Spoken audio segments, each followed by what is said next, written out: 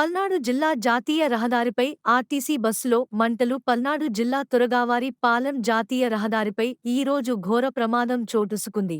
అమరావతి నుండి క్రొసూరు వెళ్తున్న ఆర్టీసీ బస్సులో ఒక్కసారిగా మంటలు వ్యాపించడంతో ప్రయాణికులు భయ ఆందోళనకు గురయ్యారు. ఇది గమనించిన స్థానికులు మంటలను అదుపు చేశారు.